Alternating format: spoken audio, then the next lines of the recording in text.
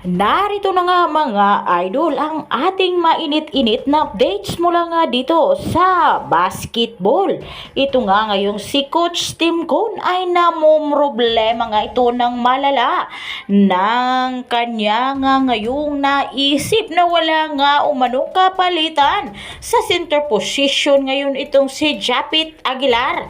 Kung kaya't kanya nga ngayong mapagdidesisyonan na maghahanap nga raw siya ng isang taong kanyang mapagkakatiwalaan sa kanyang kupunan upang mananalo sa labanan ngayong darating na January 5. Ayon nga ngayon sa ating mga nakalap na balita, matunog nga ngayon ang pangalan nitong si Boy Eram na galing ngang TNT. Subalit, nagdadalawang isip nga ngayon itong si Coach Tim Cone at ang Barangay Ginebra team na kunin nga ang nasabing si Boy Eram dahil nangaraw sa reklamador nga raw ito masyado. Subalit kung ang kanyang trabaho at ang kanyang galaw ang pag-uusapan ay pasado naman raw ito. Subalit makangaraw ay ito nga ang makakasira sa kanilang laro at laban kung hindi nga ito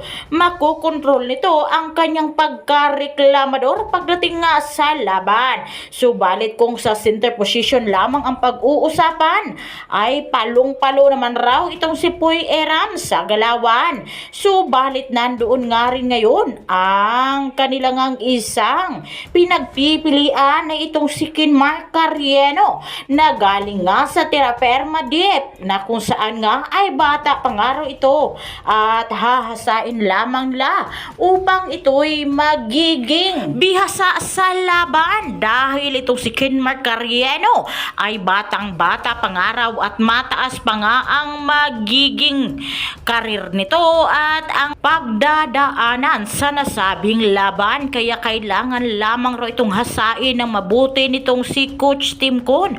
Kaya naman mga ka-idol, sino nga ba sa dalawang ito na si Boy Eram na galing nga ng TNT o si Kinmark Carieno ang kukunin nitong si Coach Tim Cone? Kaya yan nga ang ating antabayanan at pagkatutukan mga idol dahil makikita nga natin mismo sa laban live ngayong January 5 ang kanilang makukuhang center position at magiging big man sa nasabing team ng Ginebra kontra nga ngayon sa San Miguel Bearman. Yan nga ang ating mainit na update sa basketball mga idol. Maraming salamat sa inyong panunood at kung bago ka pa nga dito sa aking channel ay pahingi ng isang subscribe, like and share at pakipindot ng notification bell upang magiging updated kayo sa ating basketball.